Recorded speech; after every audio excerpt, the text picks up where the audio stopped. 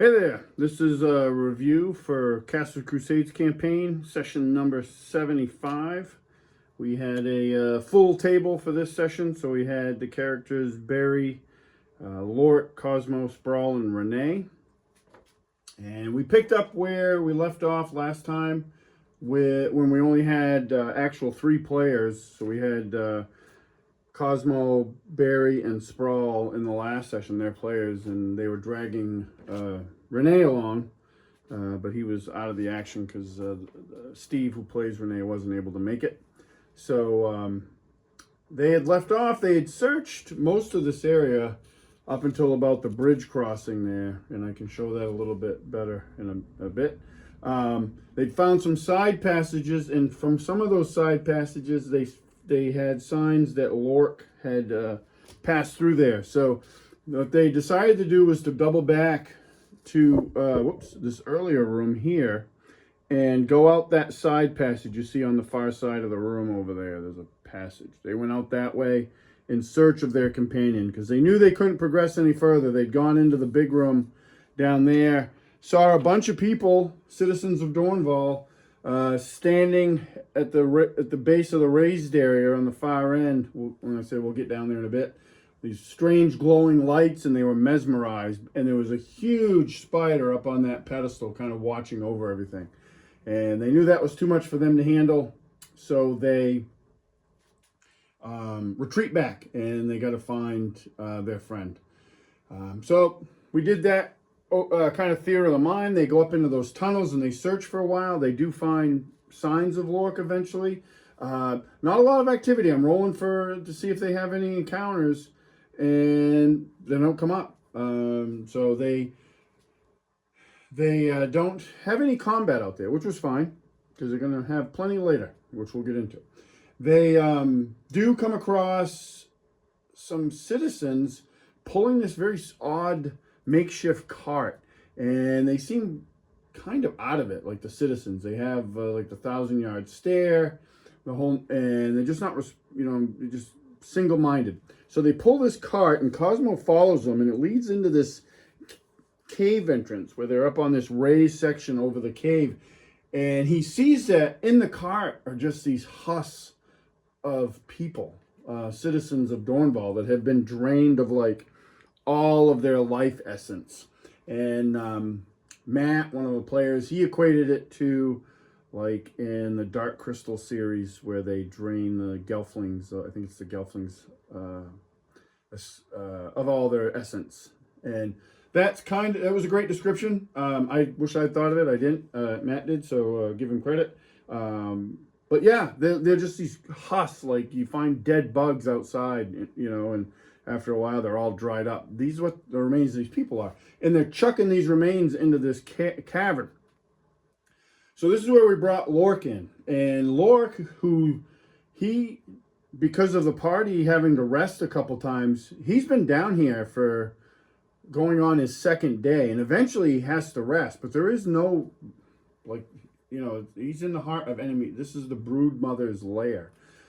So he finds rest where he can find it. And in this cavern filled with husks, nobody really goes there, he observes, except these people of Dornval who are just basically at this point mindless.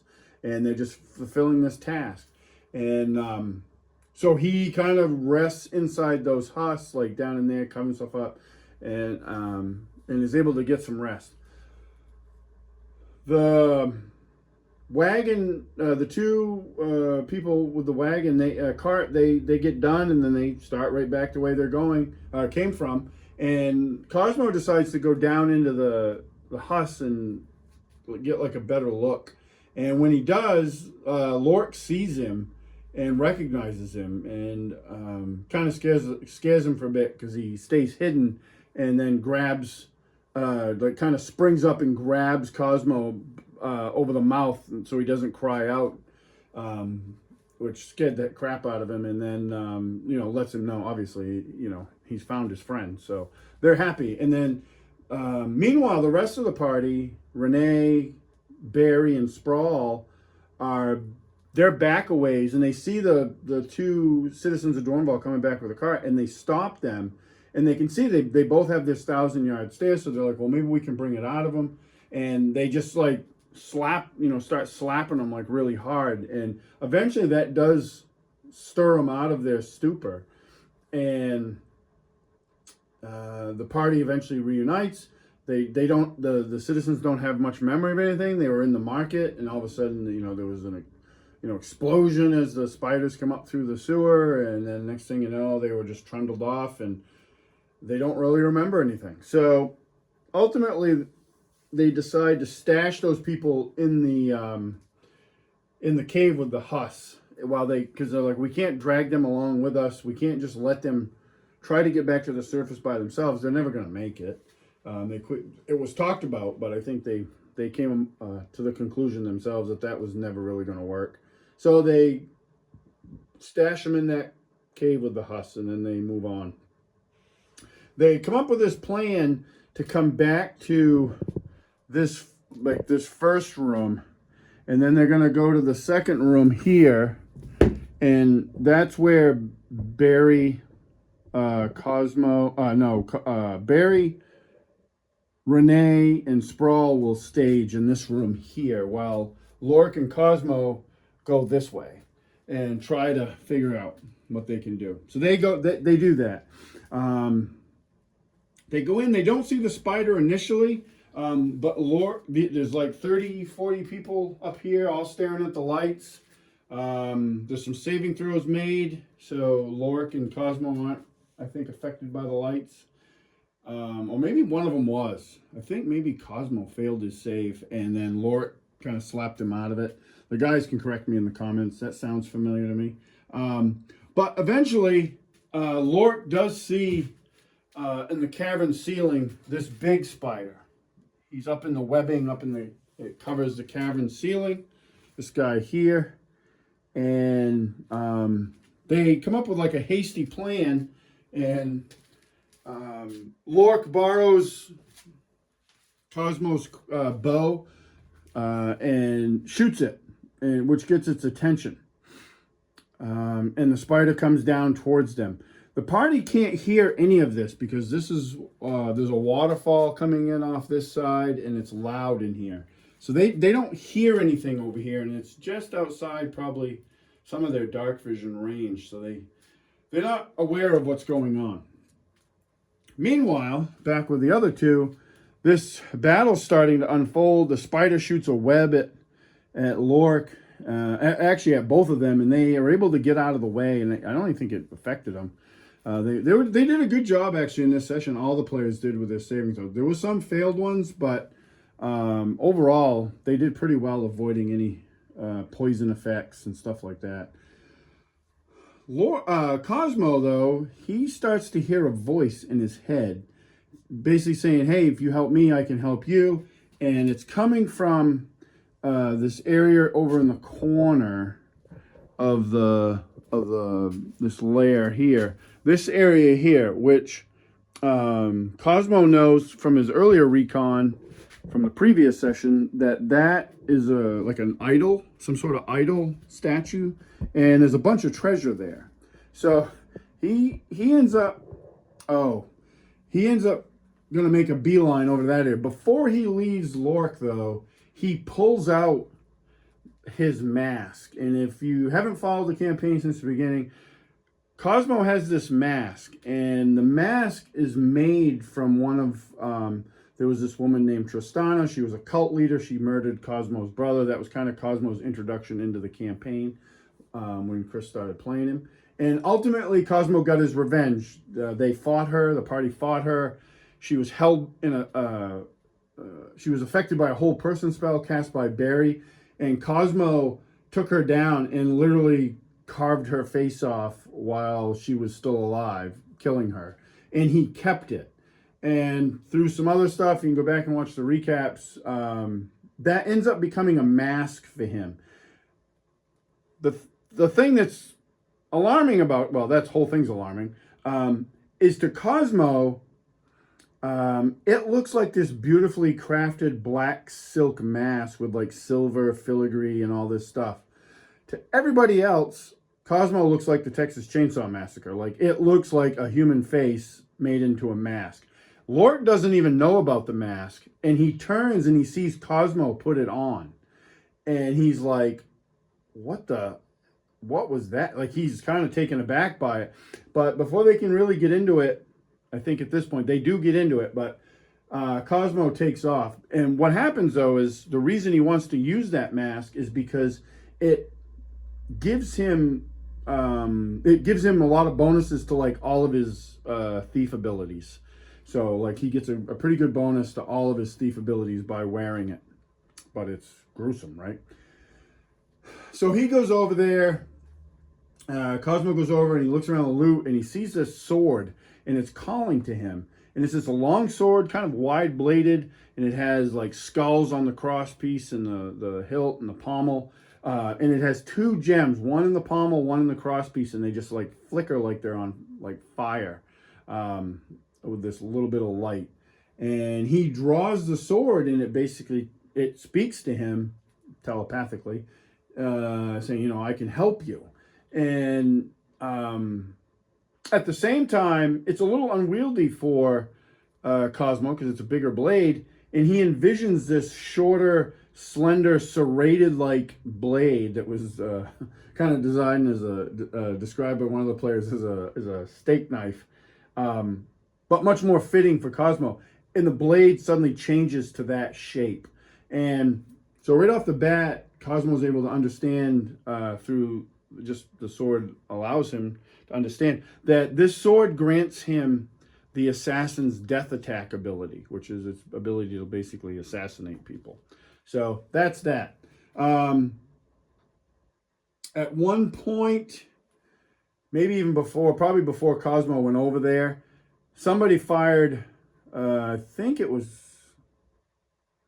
Cosmo, fired a flaming arrow out into the river area, and that wasn't part of the plan, but the party was like, oh, well, something's up. So they start to go over. Barry casts fly on himself so he doesn't have to use the bridge. He's flying around. Renee activates his boots of speed, and he charges across the bridge to fight the spider, which Lork is now fighting. He actually gets bit just before the party gets there, and he did fail his saving throw, and was paralyzed. So he is fairly convinced, and my son who plays Lork was fairly convinced that Lork was going to die because that giant spider's looming over him.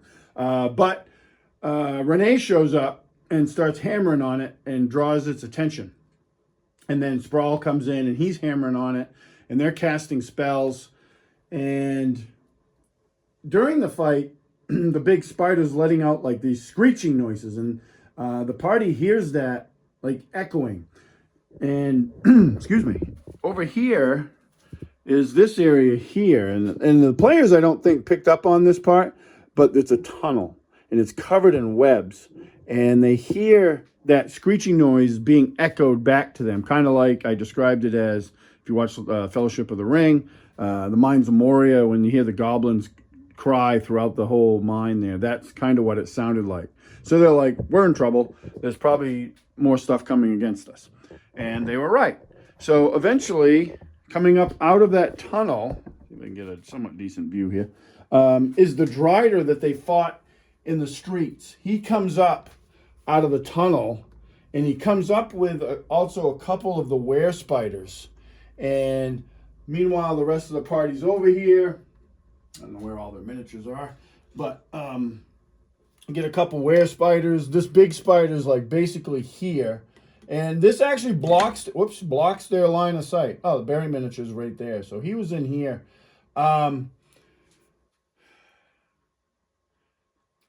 Roughly at the same time this is happening, the party, I think Lork got the killing blow on this giant spider. His paralyzation only lasted 1 round. And he was up, and between him and the others, they're able to bring this thing down. I think everybody was doing damage to it. And I know Barry was slinging a lot of spells. By the end of this combat, he was tapped out on spells. Sprawl had some great rounds. He had actually rolled 2 critical hits on 2 different attacks. It was awesome. And he may have, let me grab my notes. I want to make sure get it credit because he struggles in melee combat quite a bit, and I want to see if I can make sure he gets his credit. I don't know if I have it here. Hopefully Matt can chime in and tell me where he got. I know he got 2 crits, and I thought I marked him down, but maybe I didn't. Anyway, the sword. Meanwhile, Cosmo's still dealing with a sword. The sword tells him that its name is Woe, because Cosmo asked him, "What can I call you?" And he says that his name is Woe. So they have a battle going on here. The were-spiders focus on Lork and go over and attack him. And just as at first Barry was kind of out of this combat. He was flying out here. And there's a big opening here and into this cave. And there was so one of them ran over and Lork started fighting him. Then the other one, and when Barry got closer, he started to feel that agonizing pain again that he felt right before he turned into a werewolf a few sessions ago.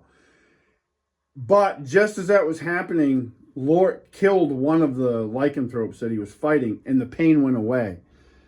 That was a clue to Barry now what his trigger of his change is. And his change is if he's around other lycanthropes, it triggers his change. So he learned that through that. The Drider here, he actually hits the party when they're all down here. It's focused on Barry, Sprawl, and Renee. He hits them with a fireball spell. That did some damage. And then he ends up taking a lot of damage and moves back up here. Still crying out and all that. Eventually, this comes up out of this webbing area here. So we'll turn this a little bit so you can see this. This is a pit underneath a web. And this spider comes up out of it. And now they know, let's see if I can get this in frame. Now they know that they are facing the brood mother. And here she comes. So the Drider, he ends up casting haste on himself. So he's a little bit hasted. The brood mother comes down. Sprawl rushes in to fight the brood mother and gets flanked. Well, not technically by the rules flanked, but he had the Drider on his back and the brood mother to his front. A couple more, or at least another were-spider showed up. Were-spider. So the party's dealing with that.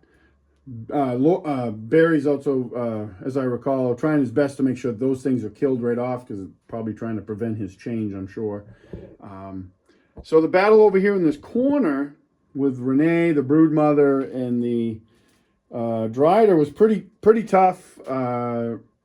Renee, and I should go back and say, throughout this whole thing, once the combat started, I was like killing it with initiative. Like I was winning in every round. Towards the end, that went away. I mean, I probably won, I don't know, 4 or 5 rounds at least before it started to change. And this, not final round, but near final round, which was important, is we ended up with tied initiative. So everybody got to go, and then, we resolved the actions. And the hasted Drider, I attack Renee from behind, so he gets a little bit of a bonus, thankfully, because I rolled 4 attacks, and every one of them, I rolled them at once, every one of them was no higher than like a 6, maybe a 9.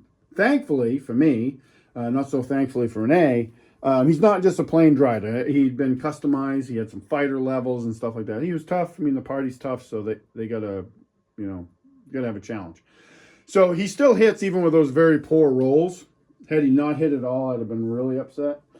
I was upset anyway, but I would have been even more upset. And he ends up dropping Renee.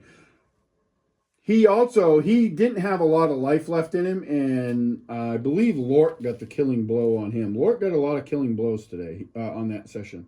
He yeah, he did get the killing blow on the Drider. I found it. Sprawl actually got the killing blow on the big spider here. So that was his claim to fame. But Renee's down.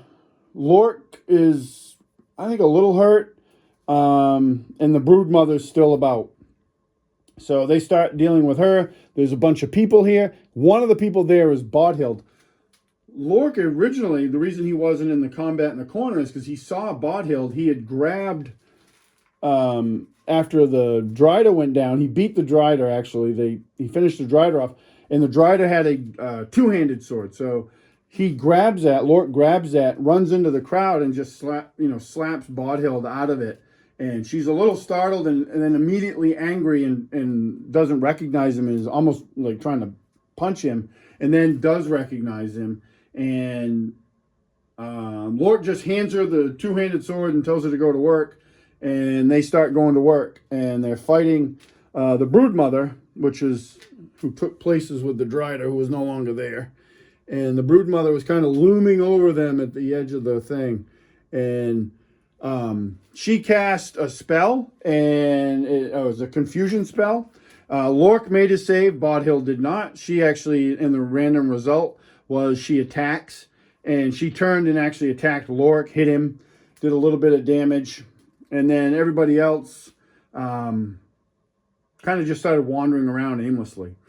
Because it affected the group of people here, too, that were staring at the lights. And as referencing the lights that are coming up from these, I couldn't light them up because the batteries died, unfortunately, for that. But as she's taking damage, the lights are getting dimmer coming from these columns. So Lork does some damage to her. She's not stupid. She's an ancient being that's been alive for centuries. She turns and tries to flee to the web. Without saying anything, they smartly are like, we do not want to follow her onto the web. So Lork hurls, I want to say his hand axe at her or something. His expert hand axe. And he hits her. She didn't have a lot of hit points left at that point. They didn't know that, but she didn't have a lot of hit points left. And he kills her, and she falls down into the web and disappears into this chasm.